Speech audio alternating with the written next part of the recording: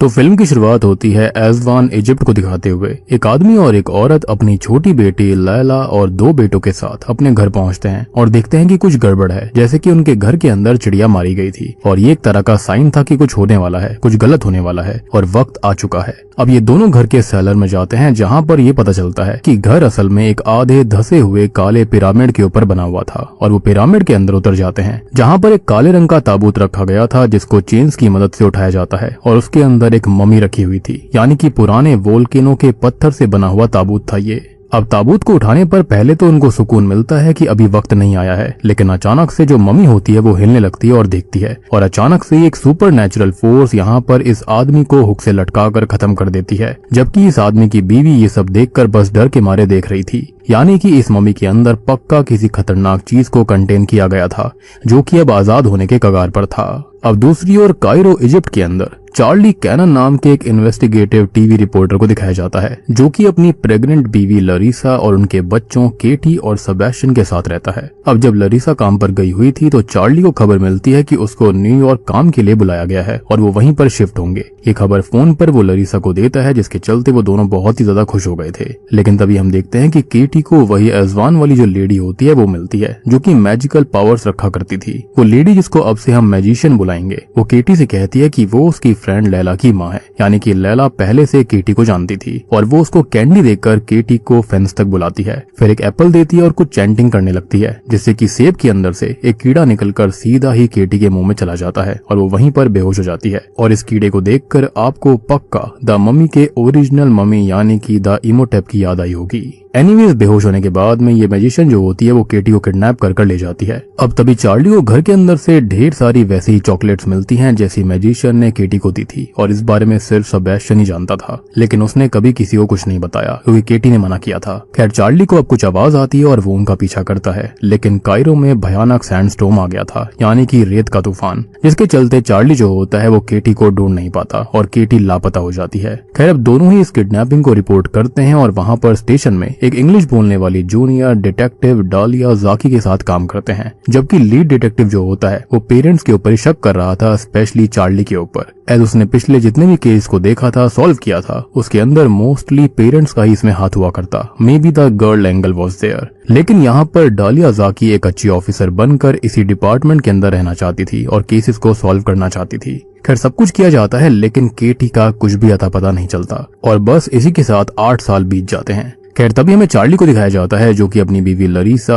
अपने बेटे सेबेस्टियन और उनकी तीसरी संतान मॉड के साथ में अल्बुकर्क न्यू मैक्सिको में लरीसा की कैथोलिक माँ कार्मेन के घर में रहते हैं। और हम जानते हैं कि केटी के गायब होने वक्त लरीसा प्रेग्नेंट थी, तो मॉड यहाँ पर उनकी तीसरी संतान थी। खैर तभी सीन जाता है एज़वान के डेजर्ट में, जहाँ पर एक टीनेजर साइकिल चलाते हुए जा रहा होता है कि तभी उसके बैकग्राउंड में एक प्लेन क्रैश होता है और बहुत ही तेज धमाका हुआ था, जिसके चलते वो वहाँ पर जाता है। अब इस धमाके के अंदर 2 पायलट्स मारे गए थे जो कि काफी खौफनाक तरह से खत्म हुए थे और शॉकिंगली उस प्लेन क्रैश के अंदर से वही काला ताबूत निकलता है जो कि बिल्कुल सही सलामत था। खैर अब आर्कियोलॉजिस्ट जो होते हैं वो इस ताबूत को स्कैन करते हैं जो कि 3000 साल पुराना था और वोल्केनो के एंशिएंट पत्थर से बना हुआ था और इतनी हाइट से गिरने के बावजूद उस पर एक खरोच तक नहीं आई थी, यानी कि समथिंग वाज प्रोटेक्टिंग दिस ताबूत, जो कि पक्का कोई शैतानी शक्ति हो सकती है। खैर वो ताबूत खोलते हैं और उसमें से मम्मीफाइड केटी मिलती है, जी हाँ, जो कि एंशिएंट इंस्क्रिप्शंस वाले पार्चमेंट पेपर में लिपटी हुई थी। जैसे ही कुछ पार्चमेंट पेपर हटाए जाते हैं केटी जाग उठती है और उसके मुंह से वही कीड़ा भी बाहर आता है जो कि शुरुआत में एप्पल के अंदर से उसके मुंह में चला गया था।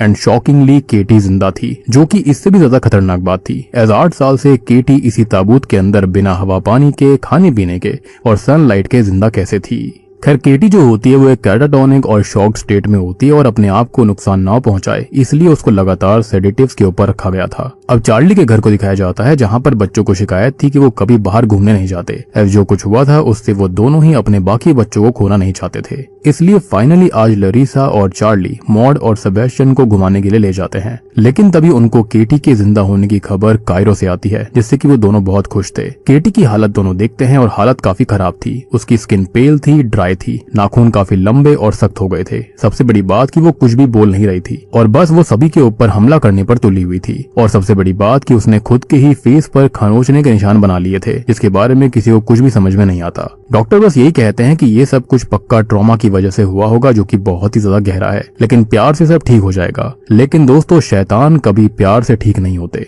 एनीवेज, फिर भी चार्ली और लरीसा उसे घर ले जाने का फैसला कर लेते हैं। अब दूर से ही इन दोनों को ऑफिसर जाकी भी देख रही होती है, जिसके पास ये लोग 8 साल पहले गए थे। अब फैमिली केटी को उसके बेडरूम में ही रखती है, जो कि पहले फ्लोर पर था, और रूम को पहले से ही सजाया गया था क्योंकि लरीसा अपनी बेटी को कभी भूल ही नहीं पाई थी। एक चीज और थी कि लरीसा केटी की इस हालत का जिम्मेदार मन ही मन में अपने पति को मना करती, एज उस दिन वो घर पर था जब केटी गायब हुई थी। अब लरीसा ने मेडिकल हेल्प लेने से मना कर दिया था, एज वो खुद ही अपनी बेटी को संभालना चाहती थी। सबसे बड़ी बात ये कि व्हील चेयर पर बैठाकर केटी को ऊपर शिफ्ट किया जाता है, लेकिन ऑब्जर्व करने वाली बात ये थी कि केटी का बर्ताव अजीब सा और अनप्रिडिक्टेबल हो जाता है। वो रात को अपने कमरे से निकल जाती है और घर के वेंट्स में से इधर उधर भागने लगती है। वेंट से सारे रूम कनेक्टेड थे और वो किसी जानवर जैसे चल रही थी, चूहे जानवर खा रही थी। और इसी के चलते चार्ली ने अब सारे के सारे वेंट्स को स्क्रूज के जरिए सील कर दिया था। सबसे बड़ी बात कि इनके घर के आसपास कायोटीज वगैरह भी घूम रहे थे, भेड़िए भी घूम रहे थे, जो कि दर्शाता है कि पक्का यहाँ पर कोई ना कोई शैतानी शक्ति इन्वॉल्व हो रखी थी। एनीवेज, कार्मेन ये सब देखकर केटी के सामने प्रेयर्स करने लगती है, लेकिन केटी अब पहली बार इससे रिएक्ट करती है जैसे कि उसको तकलीफ हो रही हो, और वो अपनी ही नानी की नाक तोड़ देती है, जिससे कि सभी शॉक्ड रह गए थे। और फिर उसको सेडेटिव्स देकर शांत किया जाता है। अब एक बार लरीसा और कार्मेन जो होते हैं वो केटी के नाखूनों को काटने की कोशिश कर रहे थे, एज उसके पैर का नाखून काफी बड़ा हो गया था और काफी स्ट्रॉन्ग भी था, लेकिन गलती से उसकी स्किन का टुकड़ा और स्किन निकल जाती है, पर केटी खुद को जाकर स्टैब करने लगती है जब तक उसे सेडेट ना किया जाए। ऐसा लग रहा था कि वो अपने पैर से खुद के अंदर से कुछ खरोच कर बाहर निकालने की कोशिश कर रही हो। तो अब पता चलता है कि स्टार्टिंग में उसने अपने फेस के ऊपर भी क्यों खरोचा था, शायद से वो कुछ तो बाहर निकालने की कोशिश कर रही थी। इनफैक्ट चार्ली केटी के रूम के रग के नीचे ये देखता है कि कुछ चिपचिपा सा लिक्विड लगा हुआ था, जिससे कि लकड़ी वाला जो फ्लोर था वो गल सा रहा होता है। यानी कि ये सब बहुत ही भयानक चीज थी जो कि इनके घर में घट रही थी। और चार्ली को इसका अंदाजा हो चुका था कि ये वो केटी नहीं है जो कि 8 साल पहले गायब हुई थी। केटी के साथ इन बीते 8 सालों में कुछ तो अलग हुआ था। खैर, केटी की माँ जितना भी चाहे उससे बात करने की कोशिश करती रहती है, लेकिन वो कुछ नहीं बोलती, सिर्फ हमेशा थकी रहती है, जैसे कि उसके शरीर के अंदर जान ही ना हो, या फिर ऐसा लग रहा था कि जो कोई भी शक्ति उसके अंदर है वो उसको उठने नहीं दे रही थी। खैर, चार्ली केटी के बैंडेजेस पर लिखे हुए स्क्रिप्चर्स को नोटिस करता है, जो कि किसी चमड़ी या फिर पार्चमेंट टाइप के पेपर पर लिखे गए थे। ताबूत की जो फोटोग्राफ थी उसके जो स्क्रिप्चर्स थे वो भी बिल्कुल सेम टू सेम थे, यानी कि केटी जो कुछ भी खरोच कर निकालने की कोशिश कर रही थी वो यही स्क्रिप्चर्स थे। अब जवाब पाने के लिए चार्ली वहीं के कम्युनिटी कॉलेज के एक आर्कियोलॉजी के प्रोफेसर से मिलता है। प्रोफेसर बताते हैं कि ये एक एंशिएंट डीमन नेज़मेरेनियन है, क्योंकि इस स्क्रिप्चर के ऊपर जो टेक्स्ट लिखे गए हैं उसके ऊपर ये शब्द सेम बार आया है, और ये प्रोटेक्शन स्क्रिप्चर्स हैं। नेज़मेरेनियन जो है वो जीसस क्राइस्ट से भी पहले का डीमन है और 3000 साल पुराना है, और इसलिए ही ताबूत भी 3000 साल पहले का था। नेज़मेरेनियन डीमन जो है वो फैमिलीज को और कम्युनिटीज को डिस्ट्रॉय करता है, लोगों को एक दूसरे के खिलाफ भड़काकर कंट्रोल करता है, लेकिन बाद में एक ममिफिकेशन रिचुअल के जरिए उसको कंट्रोल में करा गया था, क्योंकि अचानक से नेज़मेरेनियन का नाम जैसे गायब सा हो गया। और अब जाकर प्रोफेसर को समझ आता है कि ऐसा कैसे हुआ था, और इसी रिचुअल के जरिए यानी कि ये सब कुछ सच है, जहाँ पर ये जो कुछ भी स्क्रिप्चर वाली रैपिंग्स हैं उनको लिविंग बॉडी की स्किन में एम्बेड करा जाता है, और जितनी स्क्रिप्चर हटाई जाती है डीमन उतना पावरफुल होता जाता है। यानी कि ये स्क्रिप्चर्स इविल को शक्तिहीन रखने के लिए थे। बेसिकली केटी से पहले जो लड़का था उसके अंदर भी नेज़मेरेनियन डीमन को डाला गया था, और केटी के अंदर भी यही डीमन मौजूद है, विच एक्सप्लेन्स की फैमिली के अंदर इतनी दिक्कत अचानक से क्यों आ रही थी, क्यों लरीसा और चार्ली की लड़ाई हो रही थी, दोनों एक दूसरे से दूर हो रहे थे। इनफैक्ट चार्ली ने कहा भी था कि केटी को कहीं और दूर भेज देते हैं, कुछ तो गलत है, लेकिन लरीसा इस बात पर भी चार्ली से लड़ाई कर लेती है और इनडायरेक्टली कहती है कि सारी गलती उसकी थी। लेकिन इस बात पर चार्ली अपनी बीवी से ये बोलता है कि वो तो खाली एक दिन घर पर था, उससे पहले तो हमेशा वही घर पर रहा करती थी। तो उसके रहते लरीसा को ये बात कैसे पता नहीं चली कि केटी किससे चॉकलेट्स ले रही है, किससे मिल रही है। अब हमको एक चीज और पता लगती है कि किडनैपिंग से पहले केटी ने गर्ल स्काउट्स में मोर्स कोड सीखा था। तो चार्ली अपनी बेटी के सामने बैठकर रो रहा होता है, उससे माफी मांग रहा होता है कि वो उसको बचा नहीं पाया। तो शायद उसके अंदर की केटी अचानक से जाग उठती है। वो कुछ बोल तो नहीं पाती, लेकिन तभी उसकी पजल्ड हुई बॉडी दांतों से क्लिकिंग साउंड से मैसेजेस देने लगती है। चार्ली इस पैटर्न को नोट करता है और केटी के बॉक्स से मोर्स कोड को निकाल कर लाता है, और उससे उसको एक नाम मिलता है जो कि था लैला। अब इस बात को चार्ली ऑफिसर डालिया जाकी को बताता है। खैर अब चार्ली जाकी को सब कुछ याद दिलाता है और उस पर गुस्सा करता है कि उस दिन आप लोगों ने मुझ पर ही शक किया था, लेकिन जाकी का कहना था कि ये उसके सीनियर की राय थी ना कि उसकी। लेकिन आज उसके सीनियर जिंदा नहीं है और अब वो इंचार्ज है और उसने ढेर सारे केस सॉल्व किए हैं, लेकिन जिंदा लोग ज्यादा नहीं मिलते और वो केटी के किडनैपर का पता जरूर लगाएगी, ये उसका वादा है। वो अपने सीनियर से काफी अलग है। चार्ली बस यहाँ पर ये जानना चाहता था कि 8 साल पहले उसकी बेटी के साथ हुआ क्या, क्योंकि उसके शरीर से स्क्रिप्चर्स का गिरना और ये इतनी पुरानी भाषा है और उसके ऊपर ये क्या कर रही थी। सबसे बड़ी बात कि उसकी बेटी ताबूत में क्यों थी। खैर लैला का नाम सुनकर तो जाकी ये पूछती है कि इजिप्ट के अंदर हजारों लैला होंगी, फुल नेम उसको चाहिए होगा, जिसके चलते जाकी ये कहती है कि कोई तो नाम उसको याद होगा, उसकी कोई पुरानी फ्रेंड या फिर केटी की कोई पुरानी दोस्त, कोई पुराना लेटर आया हो जिससे कि कोई तो नाम कोई तो हिंट उनको मिल पाएगा। खैर तभी चार्ली डेस्परेट होकर पुराने लेटर्स को ट्रंक में सर्च करता है और इजिप्ट से आया हुआ एक कार्ड उसको मिलता है जो कि लैला खलील का होता है और उसमें वही कैंडी होती है जिससे केटी को ल्योर करा गया था। यानी कि केटी से सीक्रेटली फ्रेंडशिप लैला से उसकी माँ मैजिशियन ने करवाई थी ताकि नज़्मेरेनियन के लिए एक नया शरीर, एक वेसल ढूंढा जा सके। खैर अब चार्ली जो होता है वो डालिया जाकी को फुल नेम बता देता है जो कि था लैला खलील, जो कि कायरो में उस एड्रेस को ट्रेस करती है और उसकी तरफ से काफी सारे लेटर्स ऑलरेडी भेजे गए थे। लेटर के अंदर सॉरी भी लिखा गया था कि वो केटी के साथ ऐसा करना नहीं चाहती थी, मीनिंग कि सब कुछ प्री प्लान था और लैला इसका पार्ट नहीं बनना चाहती थी, लेकिन उसकी माँ ने उससे ये करवाया था, यानी कि उसी मैजिशियन ने। खैर जाकी को पता चलता है कि इस नाम की लड़की का घर तो रेगिस्तान के बीचों बीच है जहाँ पर हरियाली है, जो कि खुद से तो नहीं हो सकता और बस जाकी समझ जाती है कि वही किडनैपर है और वो यहीं पर है। अब वो अकेली ही एज़वान जाती है लैला की माँ के घर पर, जो कि शॉकिंगली वही स्टार्टिंग वाली लोकेशन थी। यानी कि ये लोग कितने खतरनाक थे कि इतना कुछ करने के बावजूद भी इनको खौफ नहीं था। खैर जो लोग नज़्मेरेनियन डीमन को कैद कर रहे होते हैं तो उनके लिए डर क्या ही होगा। एनीवे जाकी को घर के अंदर कोई नहीं मिलता तो वो सर्च करती है तो उसको वहाँ पर वही ब्लैक पिरामिड डिस्कवर होता है। वो बेसमेंट के अंदर भी जाती है जहाँ पर उसको उसी ताबूत के होने के ट्रेसेस मिलते हैं कि यहाँ पर कुछ तो रखा गया था। लेकिन बस एक चीज क्लियर नहीं होती कि उस ताबूत को प्लेन में रखकर इन लोगों ने भेजा क्यों। या तो ये लोग अब लोकेशन चेंज करने की फिराक में थे, लेकिन डीमन यहाँ से कहीं दूर जाना नहीं चाहता और फिर उसने प्लेन क्रैश करवा दिया। अदरवाइज ये लोग इतनी खतरनाक मम्मी और नज़्मेरेनियन डीमन को दूर क्यों भेजते, जबकि ये उसकी शक्ति जानते हैं। या फिर ये भी हो सकता है कि किसी ने उसको चुरा लिया होगा। एनीवेज मैजिशियन के हस्बैंड को शक्तिहीन नज़्मेरेनियन ने ऐसे ही खत्म कर दिया था, तो सोचो कि फुल पावर में आया तो वो क्या ही कर देता। खैर अब हम देखते हैं कि मैजिशियन जो होती है वो कार चलाकर घर लौट रही थी। घर आकर वो देखती है कि बाहर पुलिस की कार खड़ी हुई है, तो वो किचन में जाकर एक बहुत ही खतरनाक तेज वाला हथियार लेकर आती है और यहाँ पर जाकी के ऊपर हमला करने लगती है। लेकिन जाकी जो होती है वो मैजिशियन को शूट कर देती है। अब इसी दौरान लैला भी घर आती है, जो कि जाकी को देखते ही डर के मारे भागने लगती है और एक क्लिफ पर जाकर कुछ तो खोदने लगती है, जो कि केटी नाम का बक्सा था। और वो जाकी को एक VHS टेप देती है जिसका लेबल केटी होता है, यानी कि केटी के साथ क्या हुआ था वो इसी घर के अंदर था, इसी टेप के अंदर मौजूद था। दूसरी ओर घर पर यह दिखाया जाता है कि जैसे जैसे केटी के बैंडेजेस यानी कि वो स्क्रिप्चर्स गिर रहे थे, डीमन और भी पावरफुल हो रहा था, क्योंकि डीमन का मकसद यही था और इसलिए इतने दिन से वो शांत था। उसकी शक्ति को इन्हीं स्क्रिप्चर्स ने रोका हुआ था और वो खुद से एक एक करके इन स्क्रिप्चर्स को गिरा रही थी। अब एक रात जब मॉड सुसु करने उठती है तो केटी अपने रूम से ही मॉड से बात करती है। जी हाँ, और ये पहली बार था जब केटी के अंदर के डीमन ने किसी से बात करी, यानी कि मॉड से। अब मॉड के अंदर का जो डीमन होता है वो केटी की आवाज में ये कहने लगता है कि वो भी बिल्कुल उसी उम्र की है जब केटी गायब हुई थी और वो अपनी छोटी बहन से ढेर सारी बातें करना चाहती है। तभी अचानक से वो दरवाजे के नीचे से अपनी जीभ से मॉड के पैर चाटने लगती है, जिससे कि मॉड डर कर भागने की कोशिश कर रही थी। लेकिन डीमन ने मॉड को हवा में उठाकर दरवाजे के पास खींच लिया था और वो कुछ चैंटिंग कर रही थी। वो उसको पजेस कर लेती है, जिससे कि अब वो उसको मैनिपुलेट करने लगती है, यानी कि डीमन अब यहाँ मॉड को मैनिपुलेट करेगा।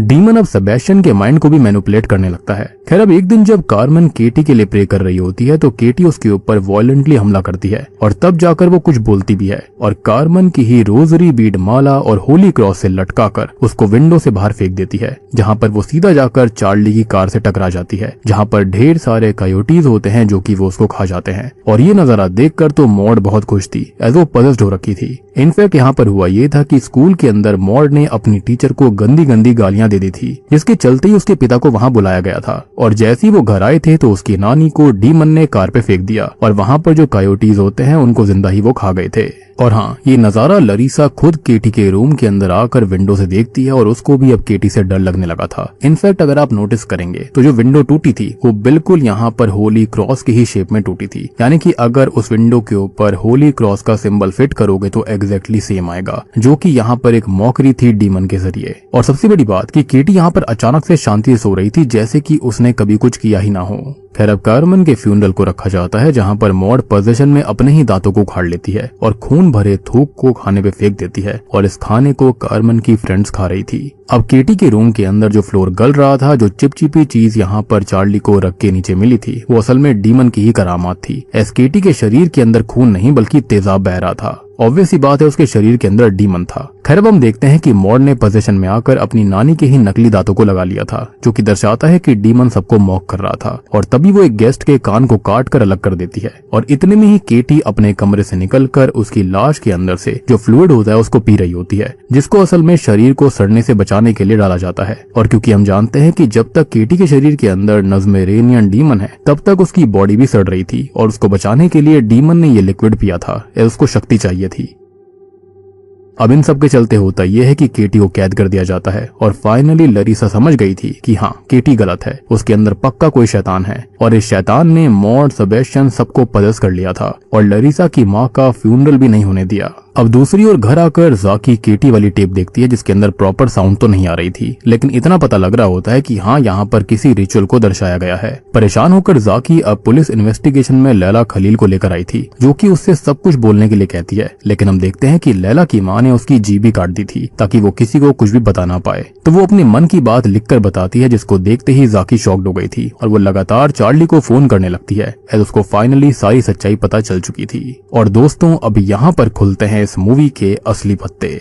अब फाइनली जाकी जो होती है वो न्यू मैक्सिको टेप के साथ आ गई थी, और इस रिचुअल को चार्ली और लरीसा मिलकर देखते हैं। वहाँ पर जो भाषा चल रही होती है उसको ट्रांसलेट यहाँ पर जाकी कर रही थी। इसके अंदर मैजिशियन ये बताती है कि नज़्मेरेनियन डीमन को कैद करने का काम उसके पूर्वज 3000 साल से करते आ रहे हैं, और ये वीडियो रिकॉर्ड करी जा रही है आने वाली जनरेशन के लिए कि कैसे इस रिचुअल को करना है और कैसे डीमन को कैद करना है, ताकि आगे कुछ भी गलत ना हो और डीमन हमेशा कैद रहे। और उसका ये कहना था कि ये उनका 82nd ममीफिकेशन होने वाला है, यानी कि ममीफिकेशन रिचुअल, और केटी यहाँ पर 82nd इंसान होगी जिस पर यह रिचुअल किया जा रहा है। मैजिशियन ये कहती है कि वैसे तो कोई भी शरीर चलता है, लेकिन जितना छोटा बच्चा होगा उतना सही रहेगा, ताकि शरीर लंबा चले और बार बार इस रिचुअल को करने की जरूरत ना पड़े। पिछला जो लड़का था, जो कि मूवी की शुरुआत में दिखाया गया था ताबूत के अंदर, वो बहुत साल पहले इनके परिवार ने, यानी कि मैजिशियन की शायद माँ ने किया होगा, यानी कि उसके अंदर भी नज़्मेरेनियन डीमन को डाला गया होगा। खैर तभी वीडियो टेप के अंदर केटी दिखाई जाती है, जो कि बेचारी बार बार बस मम्मी पापा के पास जाने के लिए लगातार रिक्वेस्ट करे जा रही थी। वो बहुत ही डरी सहमी हुई थी, एज वो तो बस दोस्ती में फंस गई। लेकिन मैजिशियन ये कहती है कि मुझे माफ करना मेरी बच्ची, ये सब बस 2 मिनट में खत्म हो जाएगा। अब यहाँ पर जितने भी फैमिली के लोग होते हैं और बाकी लोग जो होते हैं, वो सभी लोग लकड़ी के बने हुए मास्क पहनते हैं, ताकि डीमन उनके अंदर ना जाए। शायद उनके ऊपर भी प्रोटेक्शन स्पेल्स बनाए गए थे।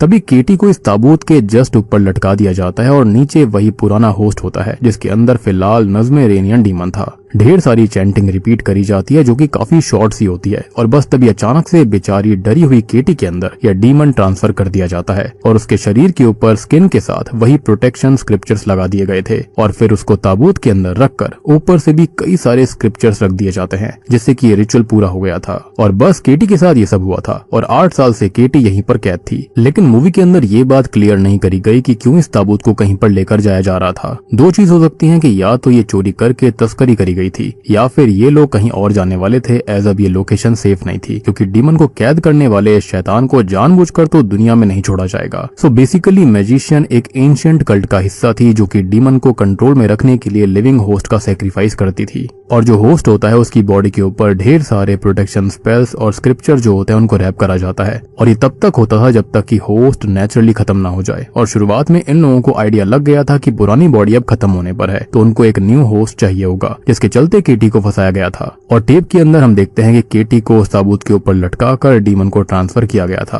और ऐसे ही इनका परिवार बार बार इस रिचुअल को करता रहता होगा। एंड आई बिलीव कि आगे चलकर ये जिम्मेदारी लैला खलील के ऊपर आने वाली थी, लेकिन उसने ऐसा करने के लिए मना कर दिया था। खैर अब जब चार्ली और लरीसा टेप देख रहे होते हैं तो उनकी हालत बहुत खराब हो गई थी। तभी केटी सेबेस्टियन को हिप्नोटाइज करती है और वेंट्स का दरवाजा तोड़कर अपनी स्किन सेबेस्टियन के जरिए निकलवाने लगती है, ताकि डीमन और पावरफुल हो जाए। अब वो सब पर हमला करती है और हर जगह से तूफान आने लगता है। सेबेस्टियन अपनी माँ के ऊपर ही हमला कर रहा था, जिसको वो हथौड़ा मारकर बेहोश कर देती है और चार्ली को उसकी सास पोजेशन में उल्टी सीधी बातें बोलने लगती है। यहाँ पर बिल्कुल इविल डेड राइज और कॉन्जूरिंग मिक्स वाइब्स आ रही थी। खैर अब अपनी शक्ति से केटी बुरी तरह से चार्ली को मारती है और ये भी कहती है कि अब उसको केटी के शरीर में मजा नहीं आ रहा। अब अचानक से केटी लरीसा और जाकी दोनों को दूर फेंक देती है। खैर अब तभी डालिया जाकी को होश आता है और तभी जाकी के गले में लरीसा की माँ अपने मुंह से एक स्कॉर्पियन निकाल कर डाल देती है और स्कॉर्पियन उसके गले में छेद कर देता है, लेकिन किसी तरह से जाकी हिम्मत करके अपने गले से बिच्छू को निकाल कर दूर फेंक देती है और खून को रोकती है, लेकिन उसके वोकल कॉर्ड काफी खराब हो गए थे। तभी चार्ली जो होता है वो केटी को हक कर लेता है, उसको पकड़ लेता है और डालिया जाकी को इशारे से कहता है कि उसको रिचुअल चैंट याद है तो वो उसको कर दे और अब डीमन को उसके अंदर कैद करना पड़ेगा। एस केटी को बचाने का यही एक तरीका था।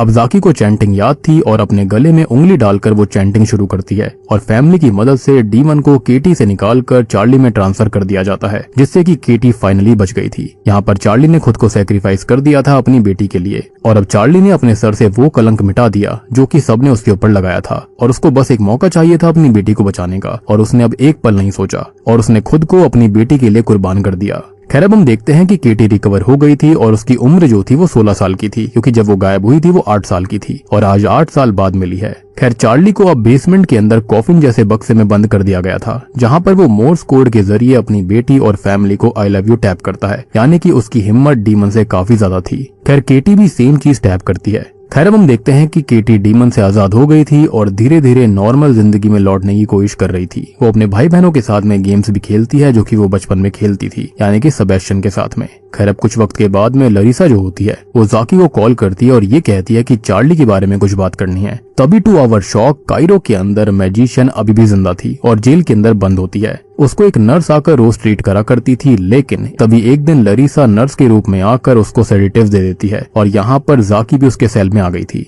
और तभी वहाँ पजेस्ड हुए चार्ली को लाया जाता है। जाकी ये कहती है कि अब मैजिशियन को याद हुआ कि क्या ही होने वाला है, क्योंकि उसने जो किया था वो हो सकता है कि दुनिया के लिए सही हो, लेकिन उसने जो पाप किए वो बहुत ही ज्यादा गलत था, यानी कि जो जरिया चुना वो गलत था। केटी को चुनना बिना ये सोचे कि उसके परिवार का क्या होगा, क्योंकि हर परिवार के लिए उसका बच्चा उसकी दुनिया होता है और उसके लिए अब उसको सजा मिलेगी। और अब बस जाकी जो होती है वो रिचुअल चैंटिंग शुरू करती है ताकि चार्ली को आजाद किया जा सके और मैजिशियन को इस डीमन के लिए सैक्रिफाइस किया जा सके। मैजिशियन को सेडेटिव इसलिए दिया गया था ताकि वो कुछ भी ना कर पाए और बस फाइनली डीमन को अब मैजिशियन के अंदर कैद कर दिया जाता है। और इसी के साथ में ली क्रॉनिन्स द ममी मूवी यहीं पर खत्म हो जाती है।